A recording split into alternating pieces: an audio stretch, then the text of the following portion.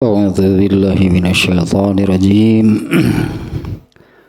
Masih surat An-Nazi'at, yang malaikat maut. Bagian terakhirnya dari 3 bagian yang dibagi menjadi 3. Surat An-Nazi'at dibagi menjadi 3 bagian terakhir, ayat ayat 24 sampai terakhir. Yang kemarin baru 3 ayat ya, bagian ketiga 24, 25, 26. Fa iza ja'ati taumatul kubra, apabila datang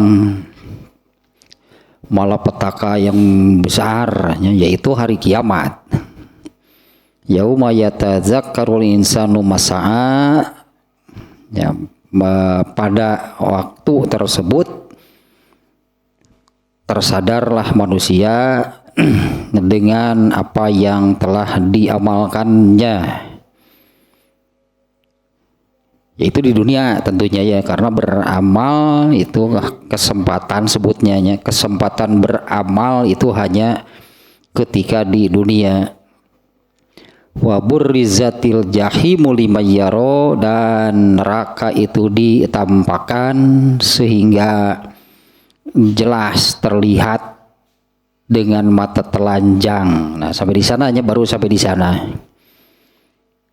Artinya ini sudah memasuki tahapan manusia itu dibangkitkan atau dihidupkan kembali ya. Setelah di awal-awal surat ini kan Allah bersumpah dengan awan naziat, dan selanjutnya itu jawab qasamnya atau yang akan disampaikan oleh Allah itu adalah bahwa hari kebangkitan disebutnya, dibangkitkan kembali, dihidupkan kembali, itu pasti itu yang ingin Allah sampaikan di awal. Nah, ini di bagian akhirnya ini Allah mengisahkan, Allah menyampaikan seperti ini ya, salah satu kondisi yang terjadi di sana itunya di alam akhirat, yaitu menurut ayat 25 manusia itu barulah kaget, barulah terperanjat mengingat apa yang telah diamalkannya ketika di dunia. 35 nanti sih angka 2 ya teh. Letik-letik ting angka teh atuh 35 nya bukan 25 dah kamari teh asa. Oh iya tuh 35 nya sampai selesai sampai terakhir ayat 46 ayat. Ini salah satunya situasi yang digambarkan oleh Allah. Seperti ini nanti yang akan terjadi apabila datang malapetaka, bencana atau keguncangan yang besarnya, di mana itu kan sangat dahsyat, amat mengerikan. Ya, jadi bencana gitu bagi manusia. Yaitu ini situasinya ya, ayat 35 bukan 25 lah. Yaitu manusia tersadar, teringat, nah ini barulah terperanjat gitu ya, terkaget-kaget, teringat apa yang telah diamalkannya selama di dunia. Dan satu lagi yang disebutkan di sini, yaitu neraka sudah ditampakkan. Nah, sekarang ayat berikutnya. Fa amma man tagha wa asarul hayatad dunya. Alah, ini benar nih penyakit, benar-benar penyakit ini ya, malapetaka gitu ya bagi manusia. Ini nih penyakit nih, malapetaka. Adapun orang yang keterlaluan, kalau di surat Al-Alaq yaitu kalla innal insana la yatgha Di sini togo gitu ya. Kalau di sini sebutnya ini kata kerjanya fiilnya fiil madi. Kalau yang di surat Al-Alaq itu fiil mudhari, sama sih ya. Fa amma man togo, adapun orang yang keterlaluan melampaui batas. Padahal di surat Al-Alaq tadi itu Allah menyebut kalla innal insan, seluruh manusia. Kalla innal insana layatgha, tidak sekali-kali sesungguhnya manusia umum, itu berartinya manusia itu keterlaluan. Wa asarul hayatad dunya, tah ieu tah penyakit nanti ieu gitu tah. Wa asarul hayatad dunya, dan lebih mementingkan, bahkan ada yang mengabaikan sama sekali gitu ya, tidak memikirkan, tidak mengabaikan sama sekali, artinya ya tidak mempersiapkan, artinya kan tidak mempersiapkan untuk kehidupannya di akhirat. Nah di sini disebutkan nanti di ujungnya nih ya, di ujungnya tentang ayat tersebut, alah yang ini nih. Nu mananya? Ah iya. Nu mana teh nanti? Bahwa ya hanya ini bukan ayat lah ya. Wa asarul hayatad dunya, dan mengutamakan kehidupan dunia.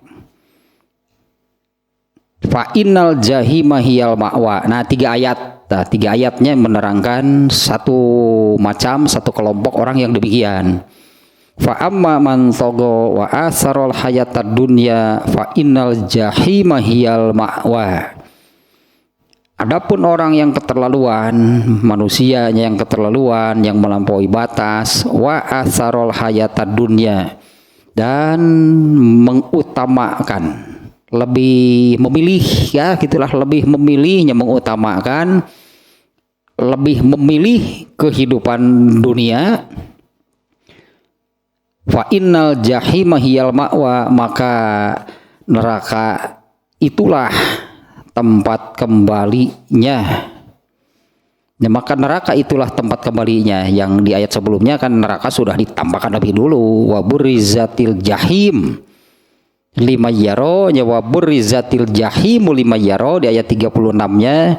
Ternyata jahim, neraka itu adalah tempat kembalinya orang-orang yang disebut di dua ayat sebelumnya. Fa amma man tagha, nah itu orang-orang yang keterlaluan, melampaui batas gitu ya. Nah penjelasannya sekarang nih, tafsirnya dari kitab At-Tafsirul Munir ini tentang tiga ayat yang barusan. Ayat ke-37 berarti tanya mulai dari ayat 37 nih. Fa amma man tagha, seperti juga tadinya di surat Al-Alaq, innal insana layatgha. Kalau di surat Al-Alaq itu yang menurut Allah gitu ya, manusia keterlaluan itu seperti apa? Innal insana layatgha, manusia itu sungguh keterlaluan. Seperti apa gitu ya? Apa bagaimana gitu, seperti apa keterlaluan yang dimaksud oleh Allah? Di surat Al-Alaq itu di ayat ke-7-nya, ar-ra'ahustaghna, yaitu manusia itu lepas gitulah, manusia itu lepas, merasa tidak ada kaitan dengan Allah. Manusia itu merasa tidak butuh kepada Allah, merasa segala-galanya itu bisa, mampu gitu ya sendirian.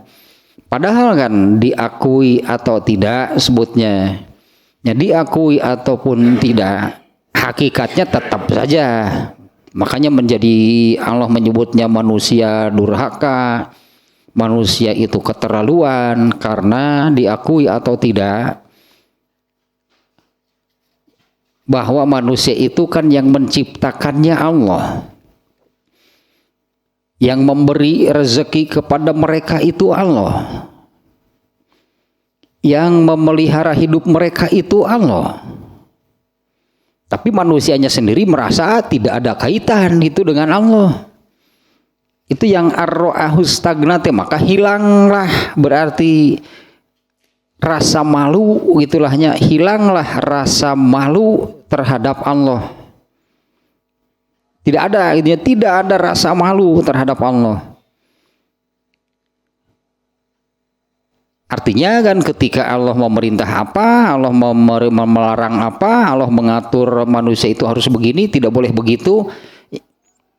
Ya oleh manusia itu diabaikan karena merasa tidak ada kaitan dengan Allah. Mungkin apa namanya ya, kalau ya katakanlah seseorang memandang dirinya itu bukan ciptaan Allah. Ya, manusia memandang dirinya itu apa, merasa atau menurut dirinya bahwa saya ini bukan ciptaan Allah. Sebutnya kemudian ciptaan ibu bapaknya gitu kumaha teh.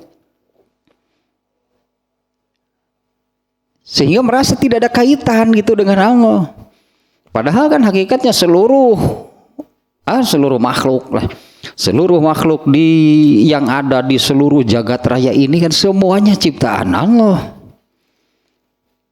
Entah demikian gitunya, kenapa merasa tidak ada kaitan dengan Allah? Itu yang Allah ungkapkan di surat Al-Alaq, yaitu ar-ra'ahu stagna, manusia itu merasa tidak ada kaitan dengan Allah. Merasa gitulah mampu segala-galanya tanpa Allah. Kalau di ayat berikutnya di surat Al-Alaq itu inna ila rabbika ruj'a. Ya kalla innal insana layatgha ar-ra'ahu stagna inna ila rabbika ruj'a. Sesungguhnya hanya kepada Tuhanmu lah manusia itu akan dikembalikan. Itu yang dimaksud keterlaluannya kalau di surat Al-Alaq itu, yang Allah menyebut dasar manusia itu memang keterlaluan. Manusia itu memang melampaui batas. Nah, kalau di sini hanya demikian, kalau di ayat ini hanya disebutkan fa'amma man tagha wa asaro, berarti dua, beda di sininya. Kalau di sana, kalau di surat Al-Alaq itu kalla innal insana layatgha, ayat berikutnya itu an ra'ahu stagna. Ini kalau dalam bahasa Arabnya an itu huruf tafsir. Ya, an itu huruf tafsir, artinya apa yang terletak sesudahnya itu adalah itu tafsir, itu penjelasan bagi yang sebelumnya.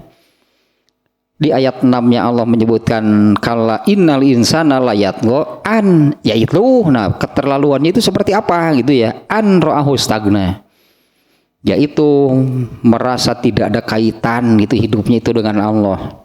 Lebih dari itu merasa tidak butuh kepada Allah karena merasa segala-galanya mampu. Itu segala-galanya mampu segitunya sendirian tanpa ada kaitan, tanpa bantuan dari Allah.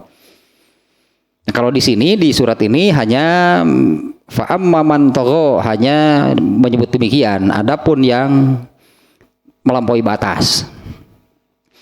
Nah, tentu ini sama sih maksudnya ya. Yaitu man takabbara wa tamarroda, yaitu orang yang takabur. Di ayat itu sebetulnya yang takaburnya itu demikian, merasa tidak butuh kepada Allah, merasa tidak ada kaitan dengan Allah. Katakanlah kalau punya ilmu ya kan saya yang belajar, kalau punya harta kan saya yang bekerja. Itu seolah-olah tidak ada kaitan dengan Allah. Sehingga benar gitu kalau yang disebut takabur itu adalah batrul hak, menolak, mengingkari apa yang datang dari Allah, hanya karena al-haq itu dari Allah.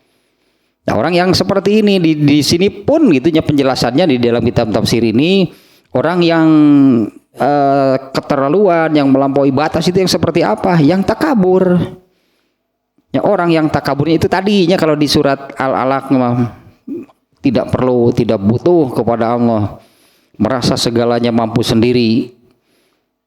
Dan juga watajawazal hada fil kufri wal maasi. Ya pastilah kalau sudah punya anggapan demikian gitu ya, artinya tidak ada kaitan dengan Allah, tidak butuh kepada Allah, pastilah semua aturan Allah pun tidak akan dihiraukan. Semua aturan Allah tidak akan dianggap.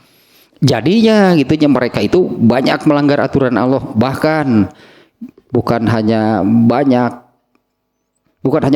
ya pasti akan banyak melanggar aturan Allah, pasti akan banyak melanggar al-haq. Ya inilah batrul haq gitu ya. Takabur itu adalah batrul haq, menolak dan mengingkari al-haq. Nah pastinya jadi seperti ini kalau sudah takabur seperti yang disebut di surat Al-Alaq, ar-ra'ahu stagna, yaitu mereka merasa tidak butuh kepada Allah. Jadinya pasti seperti ini. Tajawuzul haddi, itulahnya tajawazal hadda fil kufri wal maasi. Ya, artinya pengingkaran, penolakannya itunya dan pelanggaran terhadap Allahnya keterlaluan. Karena itu landasannya tadi. Landasannya mereka itu tidak ada kaitan dengan Allah, merasa tidak butuh kepada Allah. Itulah yang namanya batrul haq, itulah takabur. Kalau sudah takabur pasti seperti ini. Tidak akan ada gitu loh, tidak akan ada ketetapan, ketentuan, aturan dari Allah itu yang akan ditaati. Ya apa perlunya aturan Allah? Kalau ingat gini nih, yang ini nih kita ambil contoh yang kecil lah, jangan yang besar-besar gitu ya. Contoh yang kecil ini yang sering ya, karena memang kan kalau ada istilah atau apa sebutannya ya, segala sesuatu itu dimulai dari hal yang kecil. Dan segala sesuatu itu dimulai dari hal-hal yang kecil. Nah misalnya gitu ya, ini sering kan saya contohkan seperti ini. Kalau Allah menetapkan makan minum dengan tangan kanan, Rasulullah menyampaikan, tentu ini dari Allah ya. Rasulullah akan menyampaikan iza syariba ahadukum falyashrab biyaminihi fa inna syaitana yashrabu bishimalihi. Apabila kalian makan minumlah dengan tangan kanan, karena setan yang minumnya dengan tangan kiri. Ini Allah yang menetapkan demikian, Allah yang mengatur demikian. Nah, kalau orang yang tidak butuh kepada Allah, pasti aturannya juga tidak akan dihiraukan. Nah, sehingga andai orangnya itu orang yang demikiannya, orang yang keterlaluan, yang melampaui batas, yang takabur ini tahu Allah mengatur demikian. Kan batrul hak pasti akan ditolong. Baturan pirage ngahuap. Kenapa mesti demikian gitu aturannya? Menyecek orang Sunda begitu pirage ngahuap, aturan beda anak lah dengan tangan kanan, dengan tangan kiri. Ya gitu kene ah. Nggak ada bedanya. Nah itu batrul hak yang demikian. Nah nggak butuh dengan aturan Allah yang demikian. Beda kan dengan asidik, itulah dengan asidiknya orang yang membenarkan. Bahkan kalau Abu Bakar itu kan diberi gelar asidik, itu membenarkan semua yang datang dari Rasulullah SAW meskipun di luar nalar. Seperti yang barusan contohnya itu hal kecil, amalannya kan amalan kecil, soal menyuapkan makanan ke dalam mulut, tapi Allah mengatur demikian. Nah, bagi Abu Bakar gitunya yang sampai mendapatkan gelar asidik itu, apa Abu Bakar paham gitu kenapa harus dengan tangan kanan? Enggak. Tapi karena itu datang dari Allah, itulah al-haq, itulah benar yang sebenar-benarnya. Artinya urusan menggunakan tangan waktu makan yang benar itu adalah yang dari Allah, yaitu menggunakan tangan kanan. Nah, kalau orang yang seperti ini yang melampaui batas, palinglah gitu mengatakan demikian. Allah ini kayak kurang kerjaan dah. Allah ini seperti kurang kerjaan, urusan manusia makan saja sampai ikut mengatur sebut nanti. Ada dasar baik sabeleun sih, ada dasar batrul hak. Allah itu kurang kerjaan, manusia gitu cara makan saja menggunakan tangan kanan kiri, apa sih bedanya gitu, apa baiknya gitulah, apa bedanya, apa terasa gitu bedanya. Oh kalau tangan kanan itu begini nih, tangan kiri begini, enggak ada, rasanya sama saja. Terus kebaikannya apa?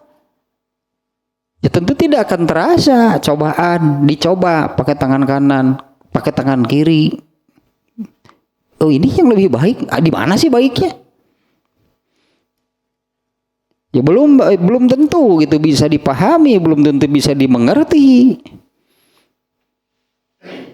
Tapi dasar ya inilah manusianya. Kalau di surat Al-Alaq tadi Allah menyebut secara umum demikian manusia itu. Innal insana layatgha, sesungguhnya manusia itu keterlaluan gitu, melampaui batas, ar-ra'ahu stagna, merasa tidak butuh. Allah nggak usah ngatur-ngatur hidup saya karena saya mampu gitu kan. Ar-ra'ahu stagna teh saya mampu, katakanlah mengurus diri sendiri, mengatur diri sendiri. Kenapa Allah mesti mengatur? Bahkan kan aturan dari Allah itu sampai kepada hal-hal kecil, sampai yang rinci. Masuk jamban, masuk kamar mandi saja kan dahulukan kaki kiri, ya itulah ketentuan Allah.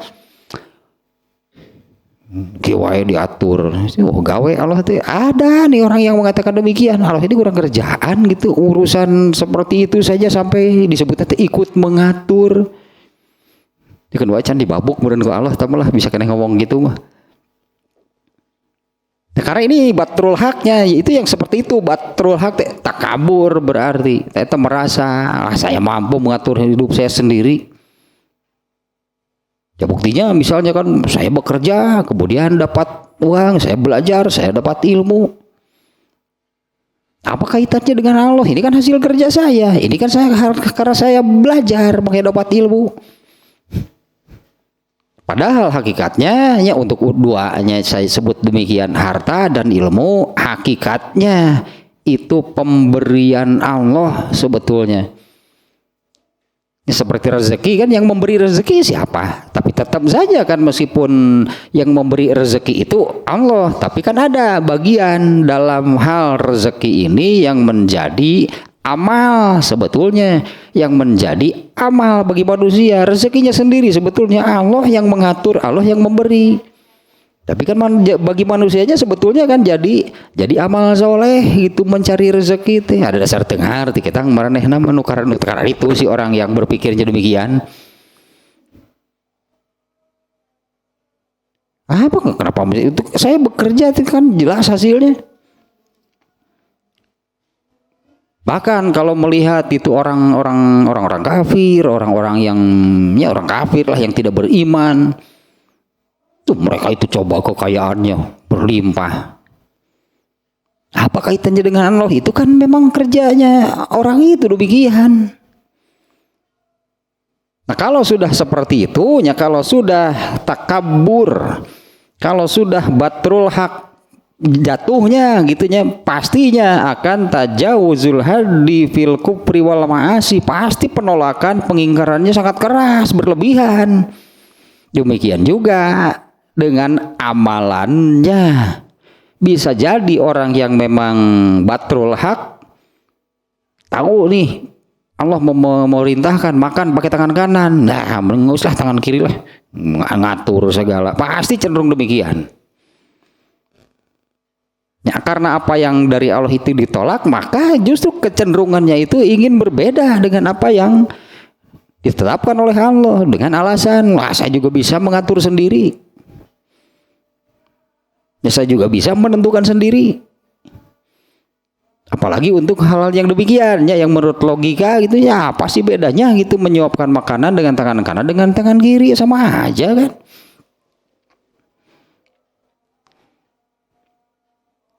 Dan ini pasti ininya jatuhnya juga nih wa asarul hayatad dunya, apaan akhirat gitu paling ge. Wah, kalau di dalam Al-Qur'annya di dalam surat apa teh? Ini banyak sihnya ini yang tidak percaya, diantaranya nih ayat ini nih ya yang entah keywordnya nih, pakai keyword ini bisa nggaknya nih? Dia biasalah dengan ada mengejek gitu merekanya.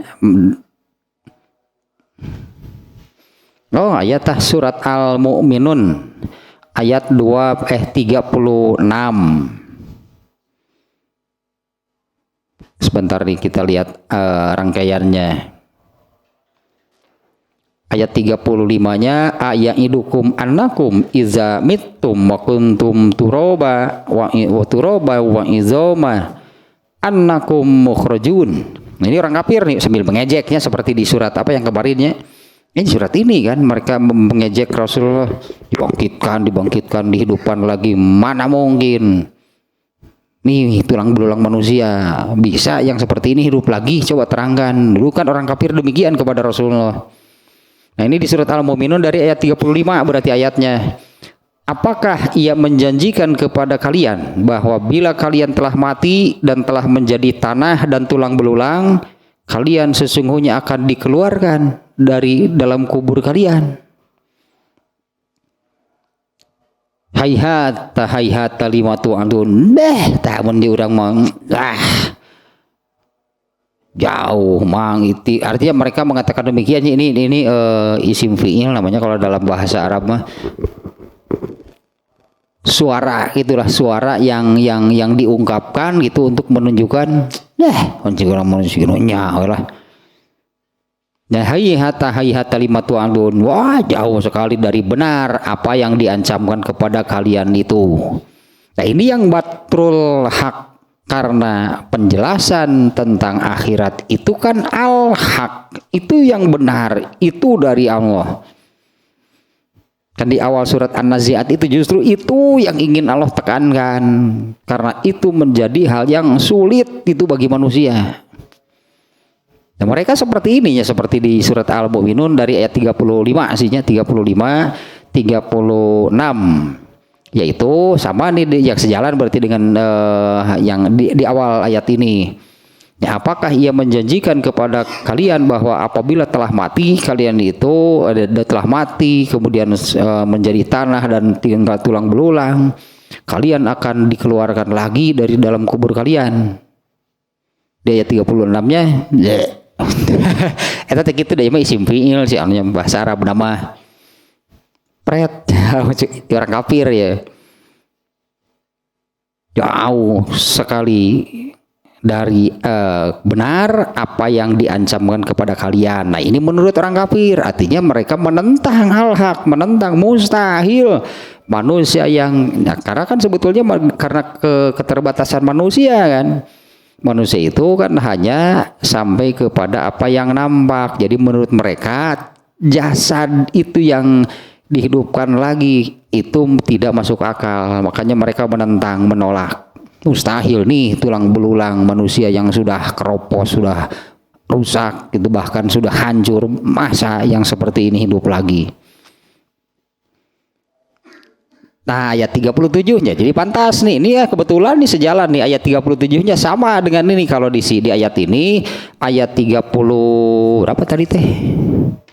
Ayat 38-nya nyawa asarul hayatad dunya. Ya, jadi hanya untuk hidup di dunia. Apapun yang mereka lakukan itu hanya untuk di dunia. Ini di surat Al-Mu'minun juga sama nih ayat 37-nya. In hiya illa hayatunad dunya namutu wa nahya wa manahnu bimab'utsin. Nah, ini kan yang sulit bagi manusia. Kehidupan itu tidak lain hanyalah kehidupan kita di dunia ini saja. Kita mati dan kita hidup dan sekali-kali tidak akan dibangkitkan lagi. Ini kebetulan sejalan nih ya apa dengan yang surat ini. In hiya illa hayatuna dunya. Jadi menurut orang kafir itu karena tidak percaya akhirat, tidak percaya ada hidup setelah mati. Artinya menurut mereka hidup itu hanya sekali. Oh, sering kan kita mendengar hidup hanya sekali. Hidup hanya sekali, itu sekarang artinya di dunia. Jadi menurut mereka hidup itu hanya sekali. Artinya kan menurut mereka, jadi menurut mereka orang yang sudah meninggal itu bagaimana? Ya sudah selesai, berarti hilang lah gitu. Ya sudahlah selesai, hilang. Jadi anggapan mereka seperti ini. Kehidupan itu tidak lain hanyalah kehidupan kita di dunia ini saja, berarti tidak ada. Menurut mereka tidak ada kehidupan berikutnya. Hanya ada kehidupan dunia. Tapi menurut mereka kiamat itu masuk akal, bukan percaya berdasarkan penjelasan dari Allah, dari Rasulullah, bukan. Menurut mereka menurut mereka kiamat itu masuk akal. Dengan logika bahwa segala sesuatu itu ada umurnya. Ya, segala sesuatu itu ada umurnya. Itu berdasarkan yang nampak, yang terlihat, terdengar, terasa gitulah. Melihat manusia banyak yang sudah meninggal, berarti ada umurnya. Melihat pohon mulai dari tumbuh kemudian membesar, akhirnya kan menua dan mati juga pohon. Demikian juga dengan binatang, demikian juga dengan benda-benda mati, toh ada umurnya. Dengan demikian mereka bisa menyimpulkan bahwa dunia ini juga ada umurnya. Itu dasarnya gitunya kalau mereka ya gitulah. Karena segala sesuatu itu ada batas waktunya, termasuk dunia ini, termasuk alam raya ini. Dan kalau sudah demikian menurut mereka ya selesailah aja, hilanglah segala-galanya. Ayat 38-nya, ia tidak lain hanyalah seorang yang mengada-ngada kebohongan terhadap Allah. Ini tuduhan orang kafir terhadap Rasulullah SAW nih. Ia tidak lain hanyalah seorang yang mengada-adakan kebohongan terhadap Allah, dan kami sekali-kali tidak akan beriman kepadanya. Nah, setelahnya yang kebetulan sejalan nih di sini pun gitunya, mereka itu menolak al-haq. Mereka tidak percaya dengan adanya hidup setelah matinya. Bahkan di ayat 36-nya mereka mengatakan jauh. Artinya menurut mereka mustahil. Jauh tidak dari kebenaran gitunya. Apa yang diancamkan kepada kalian. Karena di ayat 37-nya, karena kehidupan itu tidak ada lagi, tidak lain kecuali hanyalah kehidupan kita di dunia ini saja. Nah, jadi pantas kan kalau sapasang ya mah, kalau sudah demikian pasti wa asarul hayata dunya, ya berarti ya segala-galanya untuk di dunia. Kan di ayat 38-nya ya, wa asarul hayata dunya. Mereka itu hanya untuk kehidupan dunia saja. Wa qaddamal hayatad dunya ala amrin dini wal akhirah. Sebetulnya kalau demikian nggak perlu agama. Kalau demikian sebetulnya kan tidak perlu agama. Kalau hanya untuk hidup di dunia saja manusia mampu. Manusia mampunya kalau hanya untuk hidup di dunia saja, manusia pasti mampu. Ya katakanlah apa sih kebutuhan untuk hidup manusia di dunia, mereka mampu menjangkaunya. Nyangereno eta teh sandang pangan papan, mikiran sakitu mah manusia juga mampu. Meskipun tadi kan diakui atau tidak, sebetulnya hakikatnya Allah yang mengatur sebetulnya. Kenapa ada orang kaya, kenapa ada orang miskin, itu Allah yang menetapkan, Allah yang menakdirkan. Kalau menurut manusia paling, kamu kurang giat bekerjanya. Padahal kurang apa? Banyak orang yang kerjanya banting tulang, tetap saja miskin. Ada yang demikian. Dan sebaliknya seperti Abdurrahman bin Auf. begitu mendengar Rasulullah SAW menerangkan, menyampaikan bahwa orang miskin masuk surganya lebih cepat 500 tahun dibandingkan dengan orang kaya, Abdurrahman bin Auf. Saya ingin jadi orang miskin kalau begitu. Eureun dagang dia, korma baru ruk terus baru di gudang tah. Sebaraton merentak korma teh dibiarkan busuk. Ternyata kan ada orang dari Yaman yang perlu kurma busuk jadi lebih mahal. Itu benghar deui. Benghar deui. Itu kan memang Allah menakdirkan dia kaya. Makanya itu kan diakui atau tidak sebetulnya kan yang mengatur rezeki siapa? Hakikatnya kan kalau ini orang Islam yang harus paham, berarti hakikatnya yang mengatur rezeki itu Allah. Tapi kita kan harus mencari, kita harus bekerja. Itu dicatat oleh Allah sebagai amal soleh. Kalau memang melaksanakannya, itunya melakukannya, gitu mencari rezeki itu karena melaksanakan perintah Allah jadi amal soleh. Kena rezeki nama si Abdurrahman bin Auf gogoleran we jadi duit atuh. Abdurrahman bin Auf sakitu geus hoream dagang teh ngeden gede di bati teh. Nah, meskipun demikian gitunya hakikatnya, meskipun demikian diakui atau tidak yang mengatur rezeki itu Allah, termasuk rezekinya orang kafir, termasuk orang yang tidak percaya, hakikatnya rezeki itu Allah yang mengatur. Nah, manusia ini seolah-olah karena itu hal yang nampak lah gitunya, hal yang nampaknya yang demikian. Kalau hanya untuk kebutuhan di dunia saja, anggaplah gitunya, manusia juga mampunya paling 3 anu tadi.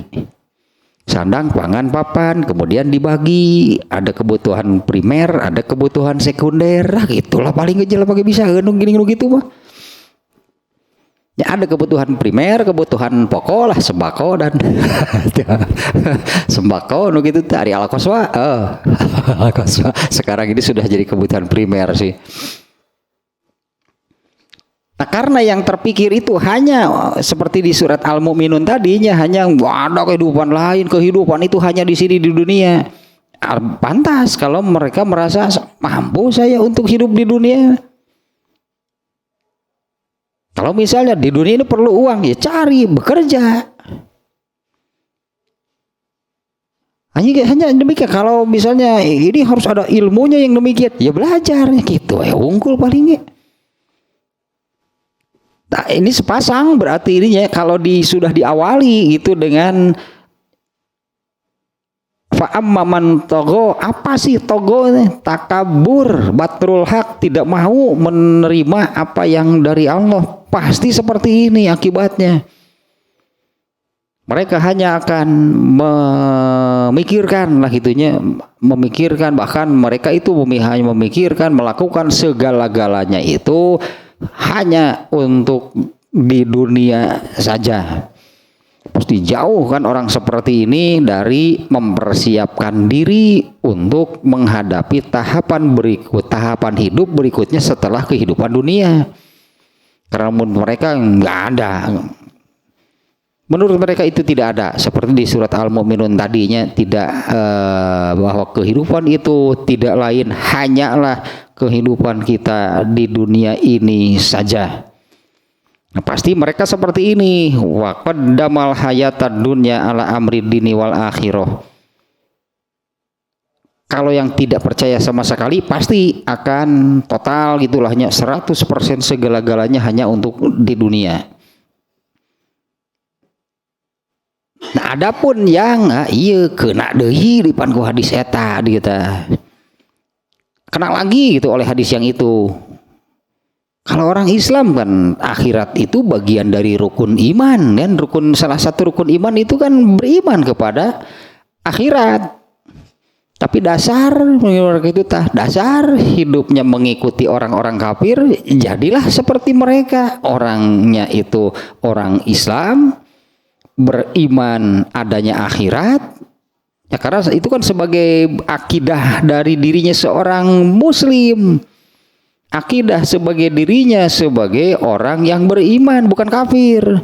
Percaya berarti adanya akhirat. Karena itu di dalam Islam itu bagian dari rukun iman. Itu bagian dari yang diimani, dipercayai bahwa itu ada. tapi hidupnya kan mengikuti orang-orang kafir. Seperti berarti seperti yang tidak percaya adanya akhirat.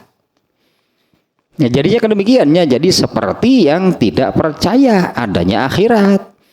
Kalau orang yang beriman yang demikian, jadinya lebih mengutamakan kehidupan dunia. Jadi prioritasnya mungkin lahnya, karena bukan tidak percaya adanya akhirat. Percaya adanya akhirat karena itu bagian dari akidah dirinya, bagian dari rukun iman.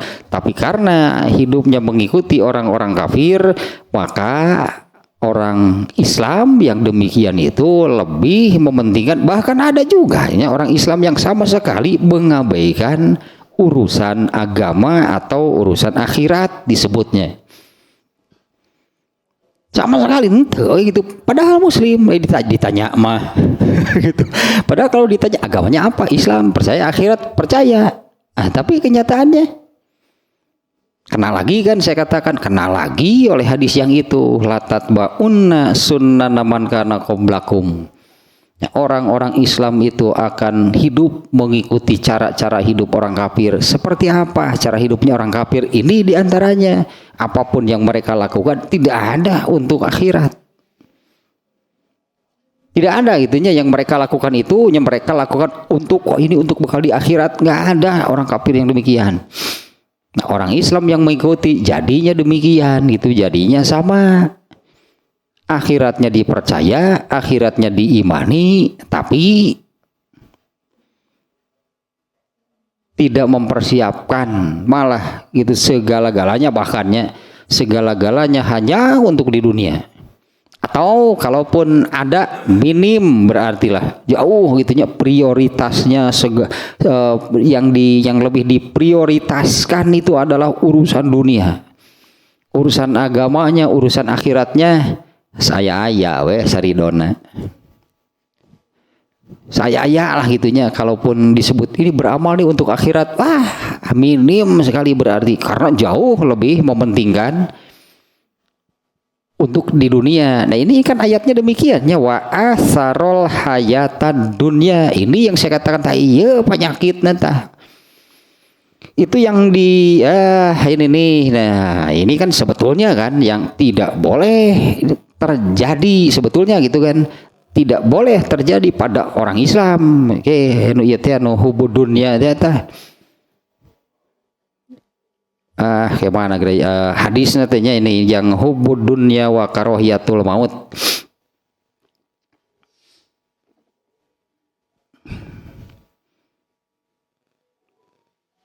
Di kitab Burikok ya, tapi masih jauh ya. Ternyata yang ini nih.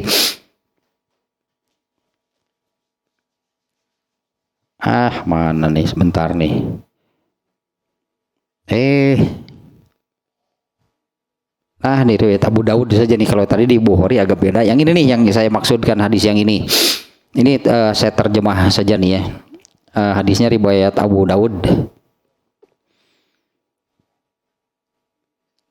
Rasulullah dari Sauban ya, sahabatnya Sauban itu radhiyallahu anhu, dia berkata, Rasulullah SAW bersabda, sudah dekat akan terjadi, artinya sudah dekat nih kejadiannya gitu, berarti belum ya, saat Rasulullah bersabda ini belum nih kejadiannya, tapi ini artinya sudah dekat, tidak akan lama lagi gitu, tidak akan lama lagi. Berbagai macam golongan memperebutkan kalian atau menjadikan kalian itu sebagai objek layaknya. Nah ini analoginya bahkan mengerikan gitu. Layaknya memperebutkan makanan yang berada di atas tempayan, di atas mangkuk lah gitu ya, piring. Nah orang Islam itu digambarkan seperti ini, makanan yang ada di mangkuk. Datanglah orang-orang kaum lain dari berbagai penjuru, namun bakakak ternyata bakakak. Kalau ayam goreng ya mah ayam goreng asli gak upin ipin. Kalau ayam goreng ini kan analogi nih ya, analogi dari Rasulullah SAW ini menggambarkan orang Islam itu menjadi seperti ini, seperti makanan yang terhidang, tersaji itu di atas meja lah anggap. Datanglah kaum lain dari berbagai arah. Kalau ini diibaratkan misalnya makanannya ayam goreng. Kaum ini ambil pahanya, kaum yang itu ambil kepalanya, kaum yang ini ambil sayapnya. Orang Islam bisa apa? Karena digambarkan demikian, wala kayo, tidak berdaya, lemah. Artinya nih maksudnya orang Islam itu menjadi lemah, hanya menjadi objek. Bahkan kan ini analoginya pun kan mengerikan, benar-benar seperti hidangan yang kaum lain itu datang ambil seenaknya. Orang Islam di mana ya bakak macok atau demal ayam bakak mau ngelawan ayam goreng gitu nugas digoreng ngelawan mau lamun cabut ping-pingnan teu ngelawan. Nah itu menggambarkan betapa lemahnya orang-orang Islam. Dan ininya Rasulullah menyabdakan tadinya sudah dekat, artinya tidak akan lama lagi ini akan terjadi. Ya, kaum lain itu memperebutkan kalian umat Islam, atau umat Islam itu lemah, jadi objek, tidak berdaya. Bahkan digambarkannya seperti layaknya memperebutkan makanan yang berada di atas piring. Salah seorang dari kami, ini kata Sauban, bertanya, apakah kondisi demikian itu karena jumlah kami orang Islamnya sedikit? Ya, apakah itu kondisi demikian itu terjadi apa karena jumlah kami sedikit? Ya, minoritas biasalah ditindas, itu tertindas. Nah, apakah kondisi demikian itu karena jumlah orang Islam itu sedikit? Beliau menjawab, bahkan jumlah kalian pada waktu itu sangat banyak. Tapi kenapa begitu lemah gitu ya, padahal kalau melihat jumlah banyak. Tapi lemahnya sampai analoginya mengerikan begini ya, si bakakak dan dina piring itu bisa ngelawan. Bakakak bisa kene macok teh ngabintih tuh ngagitik cik orang Sunda mah manya ya bakakak eta ngabintih atuh teh hirup keneh nu ngabintih mun macok mah. Ini gambaran begitu lemahnya, benar-benar tidak berdaya. Nah, apakah kondisi demikian itu karena jumlah kami yang sedikit? Bukan, kata Rasulullah SAW nih. Justru jumlah kalian itu sangat banyak. Tapi kalian itu seperti buih di atas genangan air. Lemahnya buih seperti apa coba gitu kan? Meskipun menggunung kan, meskipun buih itu menggunung, ada air satu tetes saja dari atas, nggak ada yang bisa menahannya tembus sampai ke bawah. Benar kan yang namanya buih gitu kan demikian. Meskipun menggunung gitu kan, coba saja dikasih setetes air, maka air itu akan tembus sampai ke bawah. Nah ini karena begitu lemahnya, padahal jumlah sangat banyak. Bukan karena jumlah yang sedikitnya, justru jumlah kalian sangat banyak, namun kalian seperti buih di atas genangan air. Sungguh Allah akan mencabut rasa takut di hati musuh kepada kalian, dan dibalik justru kondisinya, dan Allah akan menanamkan ke dalam hati kalian al-wahnu namanya. Seseorang dari kami bertanya, Rasulullah, al-wahnu itu apa? Itu artinya sahabat pun ya disebut al-wahnu saat itu tidak tahu al-wahnu itu apa. Allah akan mencabut rasa takut dari musuh kalian, dan Allah akan menanamkan kepada kalian al-wahnu. Apa Rasulullah al-wahnu itu? Beliau menjawab, hubbud dunya wa karohiyatul maut. Cinta dunia. Nah ini ayatnya, celaka cinta dunia deh. Kalau cinta dunia itu pantasnya, artinya ya, cinta dunia itu pantasnya untuk orang yang tidak percaya akhirat. Makanya segala-galanya hanya untuk di dunia. Nah kalian orang Islam gitu kan, nah kalian orang Islam percaya nggak ada akhirat? Percaya. Tapi seperti ini malah kalian malah mencintai dunia. Ya ada, kalian percaya terhadap akhirat tapi kalian malah mencintai dunia. Pantasnya gitulah, pantasnya yang demikian itu hanya bagi orang-orang kafir. Tah hadisnya riwayat Abu Dawud deh. Ternyata kalau orang Islamnya menjadi orang-orang yang demikian gitunya, yang al-wahnu, kena oleh al-wahnunya, Allah memasukkan al-wahnu kepada hati, ke dalam hati orang Islam, yaitu hubud dunya wa karahiyatul maut. Aduh ruksak geus jadi bakakak orang hayam orang Islam teh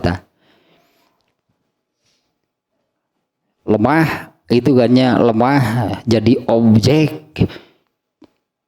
Padahal kan sebaliknya, dulu sebaliknya Rasulullah SAW dan para sahabat itu orang-orang yang mencintai surga, dalam arti kan benar-benar itu surga itu benar-benar dikejar, diperjuangkan, bahkan mengorbankan segala-galanya lah untuk mendapatkan surga. Ternyata kan kekuatannya luar biasa. Kekuatan Rasulullah SAW dan para sahabat itu luar biasa. Kalau nggak salah nih ya, ada 28 gitu. Ya kurang lebih lah, ya, saya lupa lagi persisnya. 28 kali perang Rasulullah SAW itu dan para sahabat belum pernah kalah. Kekuatan mereka luar biasa. Padahal seringkalinya di dalam peperangan itu jumlah pasukan, jumlah angkatan perangnya, jumlah alutsistanya sering lebih sedikit. Mungkin kalau hitungan di atas kertas semua pasti kalah, bisa jadi dalam waktu sebentar juga habis Rasulullah dan para sahabat karena jumlahnya yang sedikit, tapi karena memiliki kekuatan yang besar. Sebaliknya dengan orang yang dengan umat Islam, kalau sudah seperti ini, seperti yang digambarkan oleh Rasulullah SAW, apa jumlah kami ini, apa karena jumlah kami yang sedikit? Bukan, jumlah kalian itu justru banyak,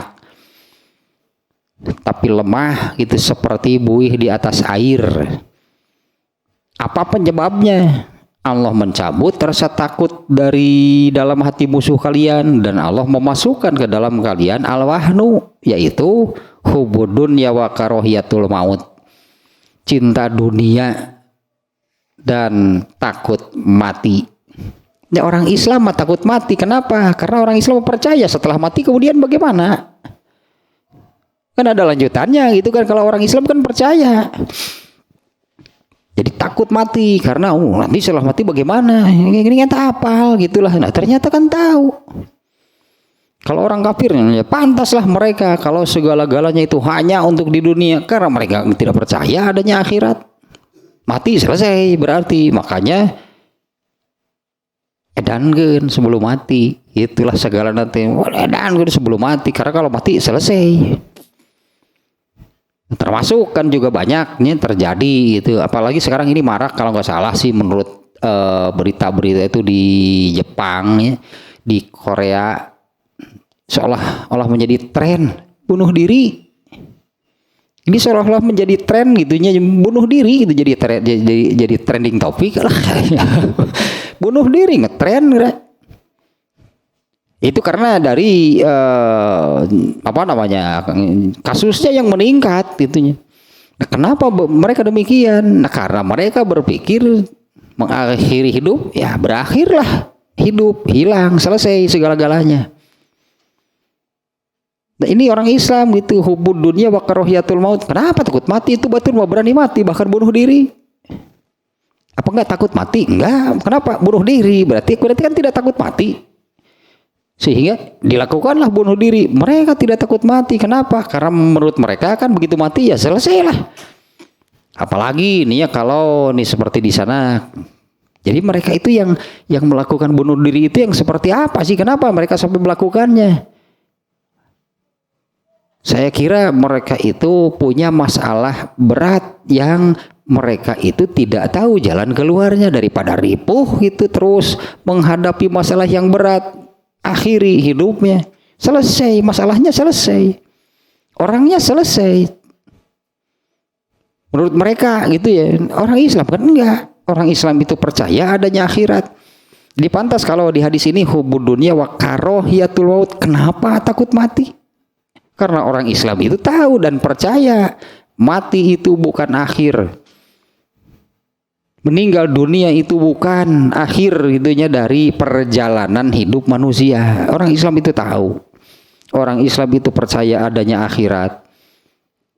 Tapi secara umum makanya kan kena lagi kan oleh hadis tersebut. Latat ba'unna sunnana man kana qablakum. Orang Islam itu mengikuti cara-cara hidup orang kafir. Jadi seperti ini intinya, wa asarul hayatan dunya. Lebih mementingkan, lebih mengutamakan kehidupan dunia. Kalau orang Islam artinya katakanlah yang seperti ini yang kena ninya oleh wa asarul dunya. Ya, ada yang memang total gitu orang Islam ini segala-galanya hanya untuk di dunia, diabaikanlah urusan agama, urusan akhiratnya. Ada juga yang memang tidak total demikian, tapi porsinya gitulahnya, porsinya yang jauh lebih besar untuk urusan dunia. Untuk urusan akhiratnya itulah seadanya. Seadanya gitu, ibadah mah saayana we sakaburuna dijieun teh sakaburuna saayana saridona bukan saya aya minim sekali artinya. Walam yasta'indallaha. Nah ininya rangkaiannya dari sini nih. Yang satu tadi takabur, itu awalnya gitu takabur. Kemudian yang kedua pasti gitu kan mereka itu akan melampaui batas itu dalam urusan berbuat dosanya. Kemudian yang ketiga mereka lebih mengutamakan kehidupan dunia dibandingkan dengan kehidupan akhirat. Walam yasta'idallaha, mereka tidak mempersiapkan diri untuk kehidupan akhirat. Ya, tidak mempersiapkan diri lah itunya untuk kehidupan akhirat. Wala amila amalaha, dan tidak mengamalkan amal-amal gitu yang akan menyelamatkannya di akhirat. Amal soleh berarti ini yang dimaksudnya. Dan tidak mengamalkan amal-amalnya gitu, amalan-amalan itulahnya yang menyelamatkan dirinya di akhirat. Nah kemudian ke ayat yang ininya yang selanjutnya, fa innal jannata hiyal ma'wa. Ini kan suka tidak suka disebutnya, diakui tidak diakui, ini al-haknya, ini yang benarnya seperti ini. Orang yang demikian yang di dalam dua ayat barusan, fa amma man tagha wa asarul hayatad dunya, ini nanti di akhiratnya seperti ini. Fa innal jahima hiyal ma'wa. Maka neraka itulah sebagai tempat kembalinya. Ya, fa innal jannata hiyal ma'wa. Fanarul muharraqatu hiya ma'wahu wa maswahu wa mustaqarrahu. Maka neraka itulah tempat tinggalnya nanti, tempat bermukimnya. Ya, mukim yang tempat tinggal semuanya. Kalau di sini ma'wa dan maswa aslinya. Maka disebutnya tempat kembali, tempat tinggal. Mereka itu akan bermukim di neraka. Wa mustaqarruhu, dan di sanalah mereka akan kekal. Ini nih ternyata kalimat yang saya cari itu ternyata ini nih. Li anna hubbad dunya ra'su kulli khotiatin. Karena cinta dunia itu adalah sumber dari segala kesalahan. Li anna hubbad dunya ra'su kulli khotiatin. Karena cinta dunia itu adalah sumber dari segala kesalahan. Ya, karena ada kan pasti demikian. Karena kalau cinta dunia maka akan segala-galanya untuk di dunia. Itulah sumber kesalahan. Nah kalau di hadis ini kan al-wahnu namanya, Hubbud dunya wa karohiyatul maut. Eta masa pasang. Kalau cinta dunia pasti takut meninggalkan dunia. Ya kalau mencintai dunia pasti takut meninggalkan dunia karena itulah yang dicintainya. Kalau akhirat malah dibencinya.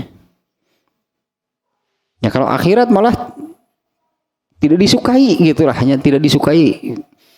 Bawa-bawanya tina iya apa namanya? Kalau kita melihat ini saja misalnya, kalau ngobrol lah gitu, ngobrol urusan dunia, ngobrol urusan akhirat, dan ngobrol urusan akhirat mah hoream, nggak mau. Tapi kalau ngobrol urusan dunia, oh berarti eta memang lu dipikir resepna gitu kan. Ngobrol urusan dunia mah ya berarti ya itulah gitu yang karena yang ada di pikiran atau yang lebih dipentingkannya urusan dunia. Nah kalau ngobrol urusan dunia iya gitu bisa panjang, bisa lama, bisa berjam-jam, tapi ngobrol urusan akhirat nah, itu penting berarti kan. Dia dianggap tidak penting kan kalau membicarakan urusan akhirat karena yang dicintainya itu adalah urusan dunia. Nah kalau sudah seperti itu pasti karohiyatul maut, ya pasti takut untuk meninggalkan dunia, meninggalkan sesuatu yang dicintainya. Dan ini kalimat ini nih tadi yang saya cari itu ya, li'anna hubbad dunya ra'su kulli khotiatin. Ya karena mencintai dunia, mencintai kehidupan dunia itu sumber dari segala kesalahan. Ya kesimpulan ya berarti ya kesimpulannya demikian. Ya pasti itu kan hanya kesimpulannya demikian pasti. Karena kalau sudah mencintai dunia buat apa jadinya kan? Ya buat apa beramal untuk akhirat? Karena akhirat lagi. Bahkan yang tidak percaya nih ya, mana mungkin mereka mau. Atau ya kalau orang Islam gitunya ini yang saya katakan tadinya, kalau orang Islam akan percaya itu adanya akhirat. Di mana rukun iman itu kan salah satunya beriman kepada hari akhir itu sudah diajarkan saya kiranya mungkin di seluruh dunia gitu. Mungkin di seluruh dunia gitu tentang rukun Islam, rukun iman itu sudah diajarkan lah kepada orang Islam ketika masih anak-anak. Rukun Islam itu ada 5, rukun iman itu ada 6. Anak-anak juga tahu dan itu memang ditanamkan sebagai akidah. Jadi biar bagaimanapun lah itunya, saya kira tidak akan ada orang Islam tidak percaya adanya akhirat. Malah ya orang Islam gitu mah. Karena yang tidak percaya adanya akhirat itu ya orang kafir. Tapi itu kan, iya tapi nah itu berciga kafir.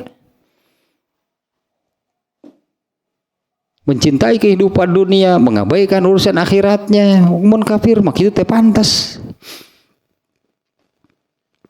Nah padahal itu menjadi sumber, itu menjadi asas itunya, sumber lah itunya.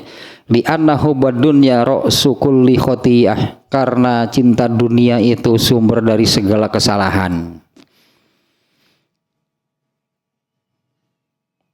Wahia amatun fi kulli kafirin asarul hayatad dunya alal akhirah. Nah ininya ini di penjelasan terakhirnya di dalam kitab ini. Ya ini semua kafir memang demikian. Li'an wahia amatun fi kulli kafirin. Ini berlaku umum untuk seluruh orang kafir. Asarul hayatad dunya alal akhirah. Mereka lebih mementingkan kehidupan dunia, lebih mengutamakan, bahkan gitu ada yang mengabaikan sama sekali urusan akhiratnya. Ini berlaku untuk seluruh orang-orang kafir.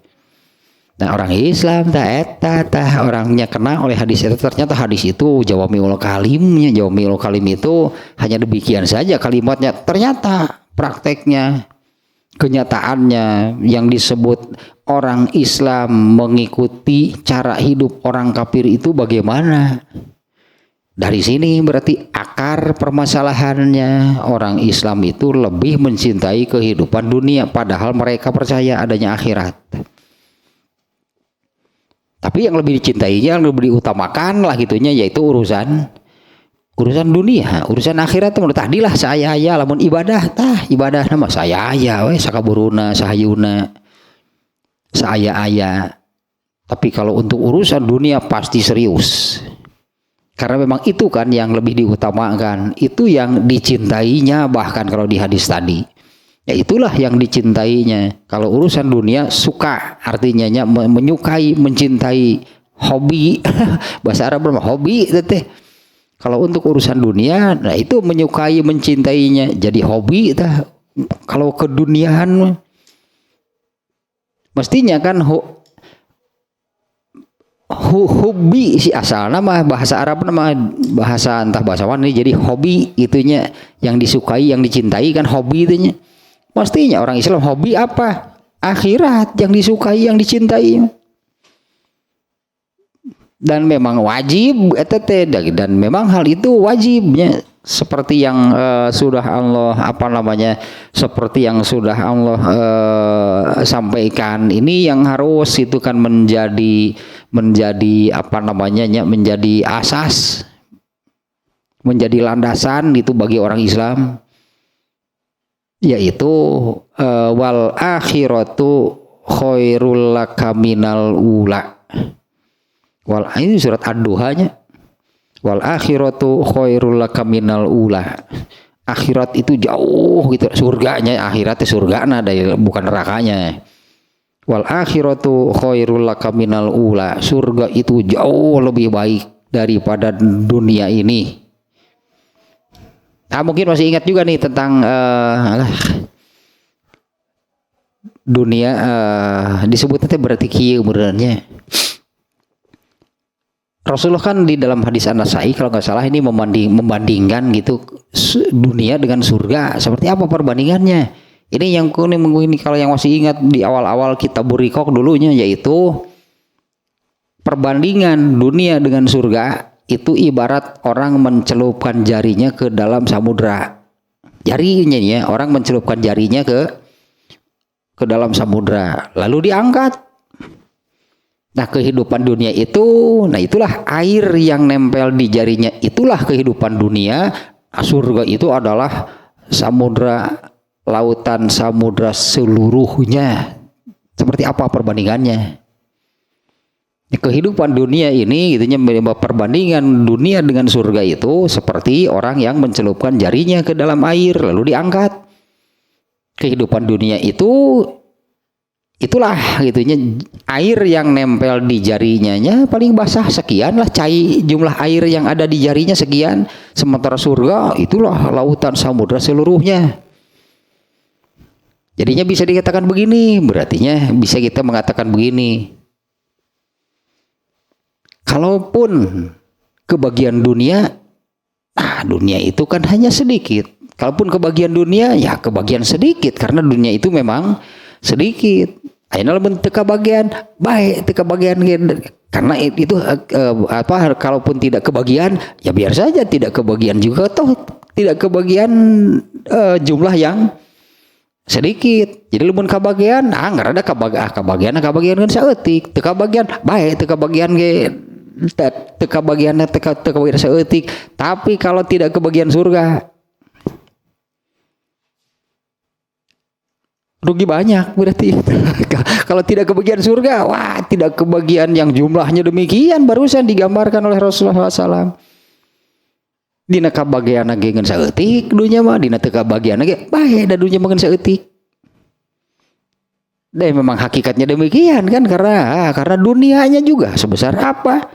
Dunianya saja hanya sebesar debu kalau dibandingkan dengan ini sejanya, dibandingkan dengan seluruh jagat raya gitu, seluruh alam raya, seluruh jagat raya ini bumi di sebelah mana nggak akan kelihatan karena sangat kecil gitu. Bumi, dunia tempat manusia hidup itu ternyata sangat kecil.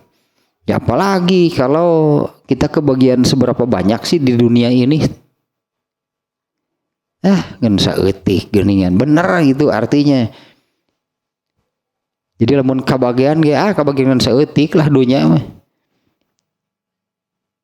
Teka bagian baik teka bagian dalam jumlah yang sedikit yang rugi rugi itu, bahkan celaka sebetulnya ya, rugi itu kebagian surga mah. Karena kalau tidak kebagian surga berarti tidak kebagian dalam jumlah yang sangat banyak. Dengan perbandingan dunia itu seperti air yang nempel di jari, sementara surga itu lautan samudra seluruhnya. Malah mencintai kehidupan dunia. Ada juga kan, surat naon tetenya yang berarti dari sini nih ya, tambahan nih sedikit nih ya. Jadi kalau Allah itu kan menginginkan manusia itu di surga. Dulu Allah, buktinya dulu Allah menempatkan Nabi Adam di surga. Berarti Allah itu ingin manusia itu menempatkan manusia di sana sebetulnya. Dan itu sudah dianggaplah, sudah digenggam mungkinnya. Dan itu surga manusia itu harus berada di surga. Ya memang Allah menginginkan di sana. Jadi seolah-olah surga itu sudah diberikan. Ini seolah-olah gitulah ya, sudah diberikan kepada manusia. Tapi oleh manusianya malah ditukar, dibelikan dunia. Tukar tambah tah. Antara dunia dan akhirat tukar tambah, setengah banding atuh eta mah. Banyak Ferrari ditukeran ku BMX. Si gaduh kitu teh. Itu mah itu mahal, surga mah sangat mahal. Dan manusia itu harus di sana, harus ke sana, harus di sana gitu sebetulnya. Malah ditukarkan. Ayat-ayat nanti naonnya lo itu teh. Karena ayatnya anu yang membeli bahasanya itunya, sebentar kita carinya, mudah-mudahan ketemu nih.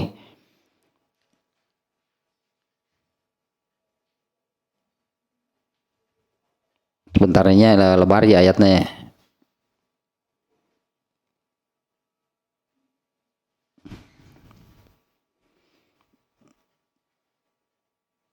Iya, Al-Baqarah 86.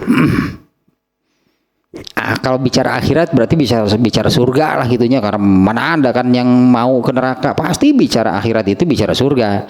Nah ayat ini bunyinya demikian nih, ulaikal ladzina ishtarawul hayatad dunya bil akhirah, mereka itu orang-orang yang membeli dunia dengan surga yang sudah ada di tangannya. Anggaplah kalau pembeli itu kan membeli barang dengan uang yang ada di tangannya.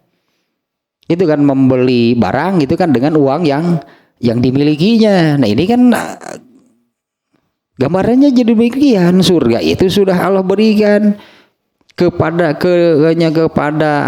surga itu Allah sudah berikan kepada setiap orang, sudah ada di genggaman seseorang, sudah ada di tangan seseorang. Tapi kemudian kan surga itu malah dibelikan.